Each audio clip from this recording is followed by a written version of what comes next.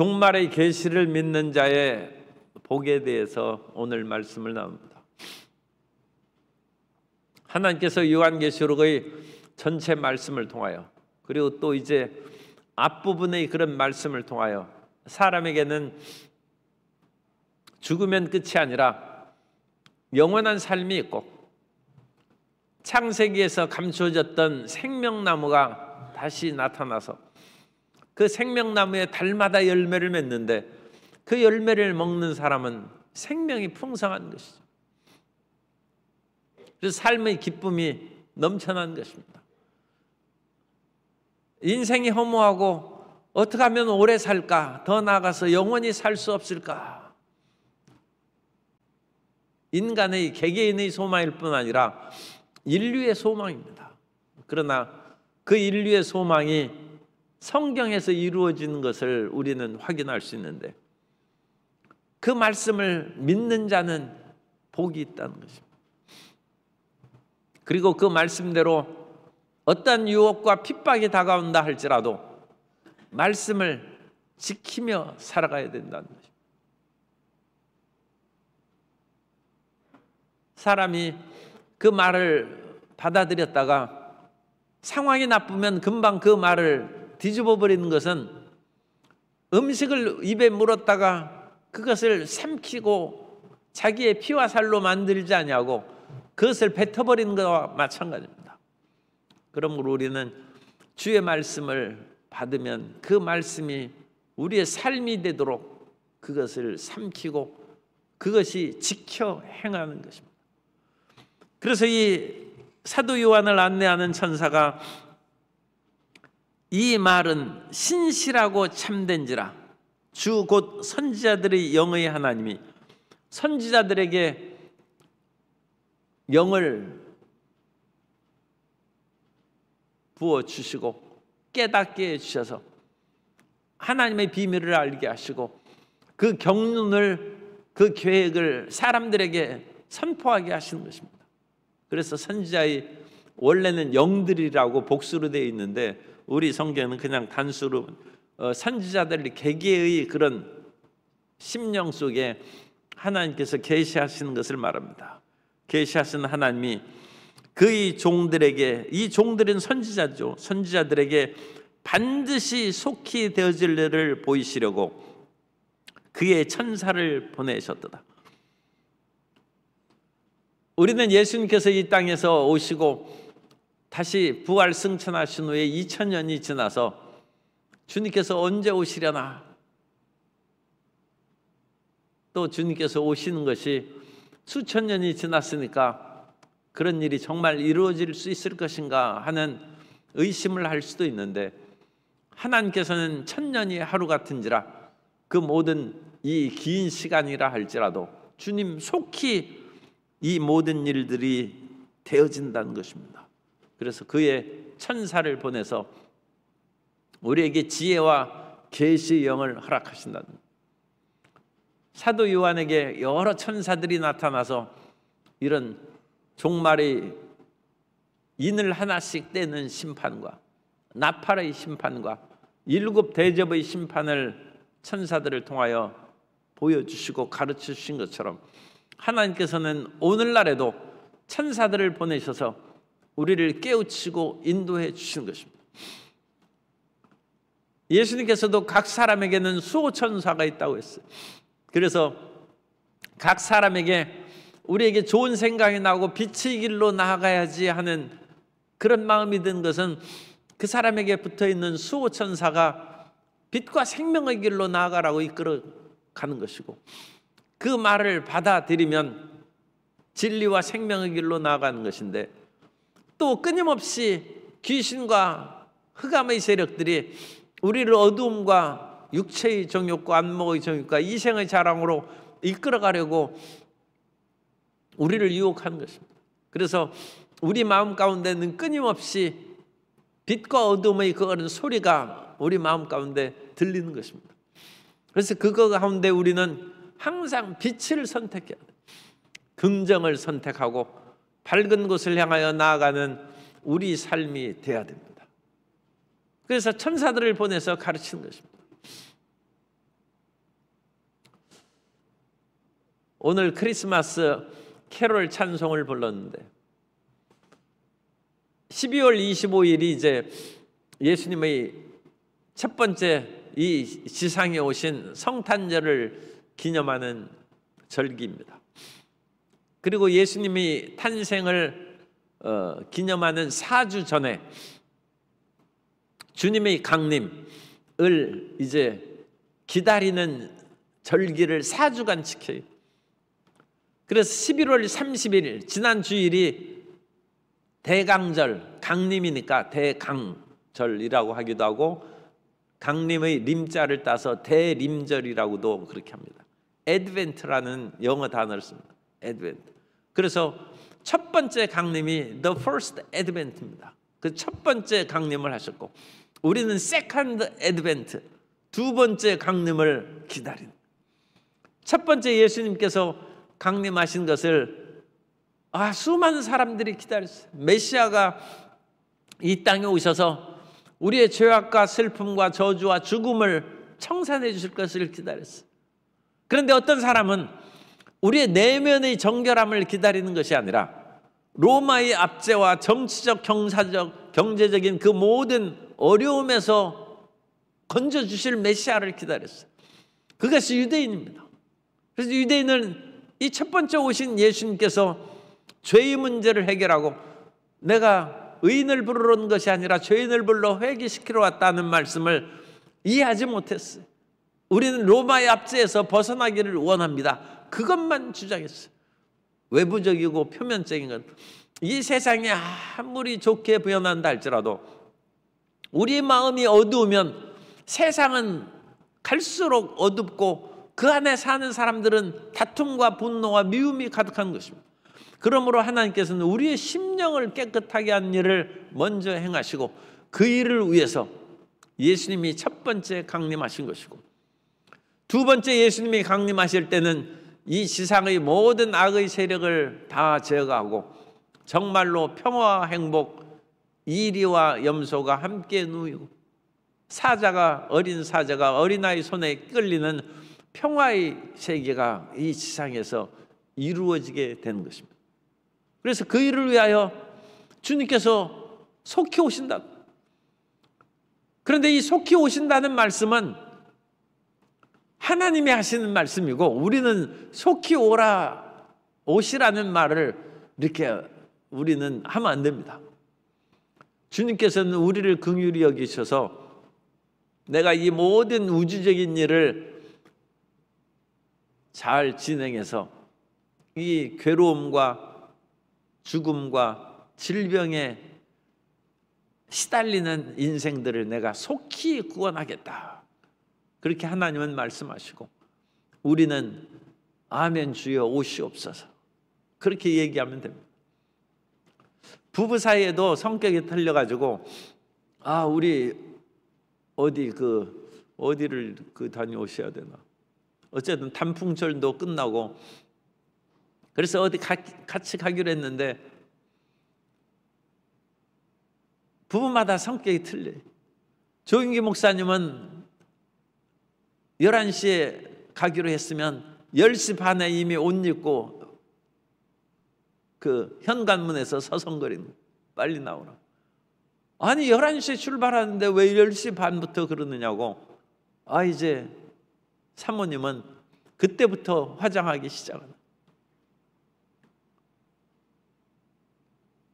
그래가지고 빨리빨리 하지 않고 이게 뭐 하는 것이냐 하면 자칫하면 11시 약속이 취소될 수 있어요.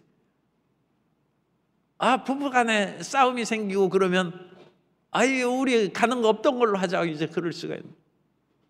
그런데 거기에서 이제 조윤기 목사님에 해당하는 것이 아니고 부부 사이에 누가 권위가 있느냐 그게 문제가 되는 거예요. 그래서 권위 있는 사람이 내가 시간 정해서 가는 대로 그냥 하자고 그러면 다른 사람은 그냥 가만히 있고 기다리는 것입니다. 그러면 평화가 있는 것이죠. 그래서 원래 높은 사람이 시간을 정하는 것입니다. 왕이 어떤 일을 하도록 했는데 신하가 아니 전하 뭐 하시는 겁니까? 빨리빨리 이거 하고 속히 우리가 지금 나가야 되잖아. 저 신하 잘라버려요. 그래 다시 그 신하는 왕 앞에 얼굴 못 내밉니다. 자기가 시간을 정하고 왕 보고 재촉하면 되겠습니까? 그런데 초대교회에 여러 사도행전에 보면 마술책을 엄청나게 쌓아놓고 불태워버렸다는 얘기도 있는데, 유대교회도 이와 같은 주술문헌들이 많이 있습니다. 그래서 여러 가지, 오늘날에도 기독교에 이단 사설이 있는 것처럼 유대교회도 그와 같은 이단 사설이 있는데, 그런 주술문헌의 그 이야기가 많아요. 속히 응답해달라. 우리는 답답한 마음에 하나님 속히 응답하여 주옵소서. 그런데 그 표현은 앞으로 잘 하지 않기를 바랍니다. 시간은 하나님이 정하신 거죠. 사람이 왜 속히 하나님을 재촉하면 되겠습니까? 하나님이 우리의 모든 것보다 더 우리를 사랑하시고 모든 것을 더 정확히 하시는데 하나님 앞에 빨리빨리 하라는 얘기하면 안 돼. 속히 해달라고 하면 안 돼. 우리는 기다리는 것입니다. 우리는 신합니다. 우리는 하나님의 백성입니다. 우리 하나님이 어련히 시간에 맞춰서 일을 행하실까? 심지어 예수님께서는 가나의 혼인잔치에서 그 어머니 마리아가 포도주가 떨어졌나이다 하는데 그것이 나와 무슨 상관입니까? 내 때가, 하나님의 때, 예수님의 때가 아직 이르지 아니하였습니다. 예수님은 예수님의 때에 맞게 물을 포도주로 변화시키고 인생의 문제를 해결해 주는 것입니다. 우리의 마음은 속히 이 문제, 속히 내 병이 고치고 속히 사업의 문제가 해결되고, 그렇게 속히 하면 모든 것도 그냥 100세까지 우리 살아야 되는데 빨리 그냥 데려갈 수도 있어요. 하나님 그것만은 보류하시고 우리는 오래오래 살고 문제는 속히 해결해 주고, 우리가 주인입니까? 그래서 여기에서 말씀해 보면 속히라는 것은 하나님이 행하시는 거예요. 7절에 보라 내가 속히 오리니, 그러면서 이 말씀을 지키는 자가 복이 있다. 그런데 이 말씀이 성경에 있는 분들은 20절을 보세요. 22장 20절에 보면 다시 말씀이 있습니다. 이것들을 증언하신 이가 이르시되 내가 진실로 속히 오리라 하시거늘 아멘 주 예수여 오시옵소서. 이 대답하는 요한의 말에는 속히가 없습니다. 그래서 이 속히라는 것은 하나님이 우리를 사랑하심으로 모든 것을 빨리 이루시고 세상의 이 모든 것을 바르게 잡으시겠다는 하나님의 의지의 표현일 뿐만 아니라 사랑의 표현이고, 우리는 속히고 나중이고 간에 우리는 그냥 기다리는 것입니다.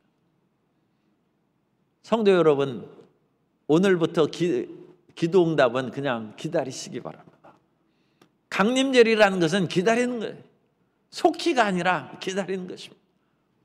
대림, 주님의 오심을 그냥 기다리는 것입니다. 충성된 신하는 왕이 언제 나오기, 하나님 빨리 나오십시오 왕한테 하지 않냐고 그냥 문 밖에서 기다리는 것입니다. 비가 와도 눈이 와도 거기에서 묵묵히 깨어서 기다리는 것입니다. 하나님이 속히 안 나오면 자리 뜰 겁니까? 그 사람은 호위병으로서 자격 상실이죠. 기다리는 것입니다. 하나님을 기다리십니다. 하나님이 가장 적합한 때, 그리고 우주의 모든 일을 이루시는 그때, 그리고 그때는 우리 자신에게도 좋은 때입니다. 가장 좋은 때 주님께서 오시는 것이고, 우리는 명령을 받은 부하요 신하고 충성된 군사로 거기에서 깨어서 말씀의 검을 들고 지키고 기다리는 것입니다. 그리고 주님께서는 결코 더디 오지 아니하죠. 주님께서는 속히 오신다는 것입니다. 이 속히라는 이 단어가 오늘 말씀은 에르코마이 타키라는 단어를 씁니다. 에르코마이라는 단어는 온다는 뜻이고 타키라는 것이 내가 속히 오르겠다. 그런데 이 타키라는 단어를 아까도 20절에 읽었습니다만 그걸 받아서 아멘 주 예수여 속히 오시옵소서 그렇게 하는 것이 아니라 타키라는 단어는 빼버렸어요. 주님 오시고 싶은 때 오시옵소서.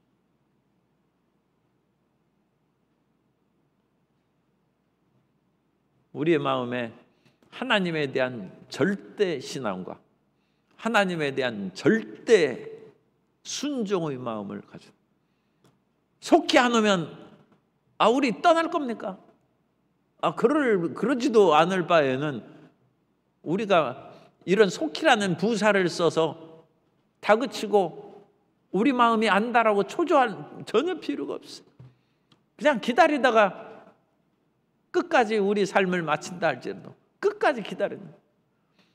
임박한 종말론이 이제 초대교회에 생기기 시작해서 임박한 종말론에 속히 했다가 2000년이 지났으니까 이 크리스찬들의 믿음에 상당히 영향이 있었어요. 그래가지고 오늘날에는 속히 하다가 아예 기다리지도 않아요. 이제 별로 예수님의 세컨드 애드벤트 재림에 대한 그런 소망도 별로 강하지도 않아요. 그건 우리가 속히라는 부사를 너무 많이 사용했기 때문에 마음에 시험이 들고 그거에 대한 믿음이 흔들거려서 이제 그냥 오시는 것보다 그런 식으로 마음이 약해지는 것입니다. 우리는 시간의 주인이 하나님이시고 하나님이 우리를 사랑하신 대로 오실 것이고 우리의 기도에 있어서도 한국인의 그 특징인 빨리빨리 그거 이제 빼버려야 돼요. 하나님 가장 적합한 때 가장 좋은 때 하나님 원하신 때 오시옵소서. 그래서 원하신 때 오셔서 사가랴가 침례 세례 요한을 낳을 때도 젊을 때 자식을 낳아서 키워야지 나이가 60대 가지고 자식을 낳아서 키우려면 체력이 소모돼 가지고 이거 뭐 자식 키우지도 못하고 내가 애 대학 갈 때까지 살아 있으려나 하는 그런 마음에 의구심도 들고. 그런데 하나님께서는 하나님 때에 맞췄어. 그건 예수님의 탄생에 맞춘 거예요. 그래서 세례 요한이 늦게 태어나서 사가랴와 엘리사벳이 나이가 늙어서 세례 요한이 태어나고 그 6개월 후에 예수님이 그래서 침례 요한은 6월에 태어났고 예수님은 12월에 6개월 차이. 예수님 때에 맞춰야지 세례 요한의 때에 맞춰서 예수님이 이 땅에 강림하시면 되겠습니다. 그런데 어찌 내 시간에 맞춰서 하나님이 일을 행하시겠습니까? 우리가 하나님의 시간에 우리가 맞추고 우리는 끝까지 기다려. 끝까지 믿음을 가지고 기다리는 저와 여러분 되시기를 바랍니다. 그리고 주님께서는 반드시란 말은 이 필연성입니다. 필연성. 그래서 우리는 기도의 임박성보다는 재림의 임박성보다는 재림의 필연성을 믿어요. 반드시 있다. 반드시 있다. 그리고 속히라는 임박성은 하나님의 시간에서 속히라고 우리 사람의 입장에서는 타키라는 이 속히라는 단어는 빼버려요. 그냥 하나님 정한 때에 오시옵소서. 그러나 반드시 오시옵소서. 이건 뭐 맞는 것이죠. 이 7절 보라 내가 속히 오리니 이 두루마리 예언의 말씀을 지키는 자는 복이 있으리라. 그래서 복이 있다는 요한계시록의 7 말씀이 7번 나오는데 6번째 말씀입니다. 마지막 이제 한 번 더 나오면 끝인 것이. 그래서 말씀을 지키는 자가 복이 있다. 8절에 이것을 보고 들은 자는 나 요한이니. 그래서 요한은 그것을 보고 들었다. 눈으로 보고 귀로 들었다. 오늘날도 내가 눈으로 보고 귀로 들었다는 것이 사실을 얘기하는 그 표현 방식입니다. 그런데 특별히 고대 세계에서 이 문학적 용법입니다. 이 청각과 시각을 통하여 확인한 것은 진리라는 의미가 있어요. 그래서 성경에 이런 표현은 고대 다른 문헌에서도 많습니다. 내가 눈으로 보고 귀로 들었다는 것입니다. 아, 그것은 진리, 진실을 얘기하는구나. 그래서 우리 성경에도 이 사도 요한이 이런 표현을 요한일서 1장 1절 이하에 보면 태초부터 있는 생명의 말씀에 관하여는 우리가 들은 바요 눈으로 본 바요 자세히 보고 우리 손으로 만진 바라. 이 손으로 만진 바가 하나 더 들어가 있죠. 그래서 듣고 눈으로 보았다는 거죠. 이 생명이 나타나신 바 된지라. 이 영원한 생명을 우리가 보았고 증언하여 너에게 전하노니. 그러니까 그것을 듣는 것이 또 계속 보고 듣는 것이 나옵니다. 이는 아버지와 함께 계시다가 우리에게 나타내신 바 된 이시니라. 우리가 보고 들은 바를 너희에게도 전함은 너희로 우리와 사귐이 있게 하려 함이니 우리의 사귐은 아버지와 그의 아들 예수 그리스도와 더불어 누림이라. 그래서 보고 들은 것을 여기에서 강조함으로써 틀림없다.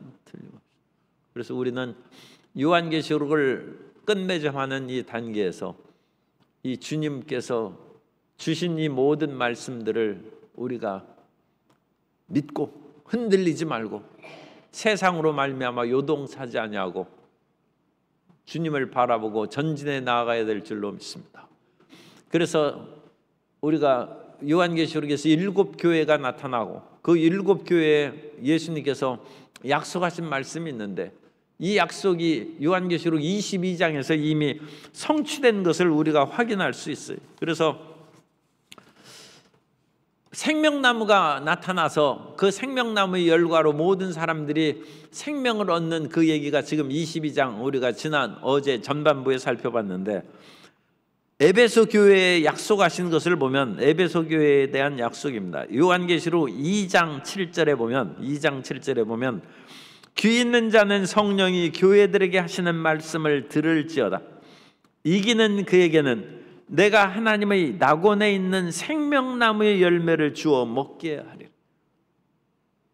요한계시록 2장 3장 읽을 때 7교회에 대한 말씀을 들을 때는 아직 이 생명나무에는 우리가 꿈도 못 꿨어요. 그런데 종말의 이와 같은 모든 심판이 회리바람이 지난 후에 그래서 요한계시록은 심판의 책일 뿐만 아니라 소망의 책이라고 했죠. 우리에게 영원한 소망인 생명나무가 출현한. 그래서 생명나무 열매가 요한계시록 2장 7절 에베소 교인들에게 하신 약속이 22장에서 성취된 것을 하나 더 보시면 요한계시록 2장 11절에 보면 서머나 교회에 대한 말씀입니다. 2장 11절에 귀 있는 자는 성령이 교회들에게 하시는 말씀을 들을지어다. 이기는 자는 둘째 사망의 해를 받지 아니하리라. 둘째 사망은 안 믿는 그런 죄악에 빠진 자, 그 사람들이 둘째 사망으로 들어가고 그리스도 예수를 믿고 따르는 자는 둘째 사망의 그 심판에 이르지 않는 것을 우리가 확인했습니다. 그래서 세상에 사람이 한 번 죽는 것은 정한 이치로 우리의 육체의 죽음은 정한 이치입니다. 그러나 이 육체의 죽음 후에 영의 죽음이 있다. 그 영혼이 불못에 던져지는 죽음을 우리는 피해서 하나님과 더불어 영원히 살아가는 영생의 복을 누리는 것이고 그 영생의 복을 우리가 쉽게 비유로 해서 생명나무의 열매를 먹고 영생의 열매를 먹는 것입니다. 그리고 실질적으로 천국에서도 그와 같이 영생의 나무 열매를 먹기도 한데 천국에서는 뭐 먹어도 되고 안 먹어도 그것으로 인하여 우리가 안 먹으면 죽고 하는 이 세상과는 전혀 다른데 그런 영생의 열매가 있고 그 영생의 열매가 우리가 먹고 씨앗을 닦으면 그 씨앗이 떨어지면 이 땅에서는 쓰레기가 되죠. 그런데 아이 먹고 떨어지는 그 모든 것은 그냥 싹 사라져 없어진다. 그래서 천국에는 쓰레기도 없어. 하나님의 그런 기쁨과 평화가 넘쳐나는 그 새로운 세계가 있다는 것입니다. 그래서 이것을 다시 8절입니다. 이것을 보고 들은 자는 나 요한이니 내가 듣고 볼 때 이 두 번씩 반복했어요. 또 그렇게 틀림없다는 것입니다. 이 일을 내게 보이던 천사 발 앞에 경배하려고 엎드렸더니, 너무 기쁘고 감사해서 경배하려고 엎드렸더니 천사가 절하지 말라는 것입니다. 9절, 그가 내게 말하기를 나는 너와 너희 형제 선지자들과 또 이 두루마리 말을 지키는 자들, 세 부류의 사람을 얘기합니다. 나는 사도 요한, 그리고 이 계시의 영을 받는 선지자들, 그리고 이 말을 지키는 우리 믿는 자들, 이 세 사람들과 세 부류의 사람들과 같은 하나님의 종이니까 나한테 절하지 말고 오직 하나님께만 경배하라. 우리 크리스찬들이 얼마나 높은 위치에서 지금 살게 되고 지금 현재 위치도 그렇다는 것을 우리가 이해해야 돼요. 그러니까 너무 우리 참 그런 분은 없겠지만 돈 없다고 너무 그 초라하고 비굴하게 살지만 우리는 천사하고 지금 같은 반, 너와 선지자들과 이 말씀을 지키는 자들과 함께한 이 천사는 지금 심판을 대접 심판, 나팔 심판하는 그 어마어마한 권위를 가진 천사인데 그 천사가 이 말을 지키는 자와 함께 된 종이라. 그래서 우리는 천사와 방불한 그런 위치에 있어요. 그러므로 이 세상에 어떤 권세나 지위나 물질에 의해서 낙심하거나 기죽지 말고 천사가 흠모하는 이 직분, 나중에 천사보다 더 큰 상급을 받을 수도 있어요. 이 땅에서 어떻게 충성하느냐에 따라서. 그러므로 한없는 자부심과 담대함을 갖고 살아가는 성도 여러분 되시기를 주님 이름으로 축복합니다. 그래서 우리는 조급함을 버리고 하나님을 기다리는 거예요. 그리고 기다릴 때는 마치 왕이 나오기를 기다리는 호위 군사처럼 늠름하고 담대하고 초조하고 불안하면 눈이 오나 비바람이 치거나 딱 영화 같은 데 보면 얼마나 그 믿음직하게 그 기다립니다. 우리는 그런 사람이 돼요. 주님 오실 때까지 주님의 애드벤트, 대강절, 강림절을 기다리는 씩씩한 하나님의 자녀들로 또 말할 수 없는 긍지와 자부심으로 살아가는 저와 여러분 되시기를 예수님 이름으로 축원합니다.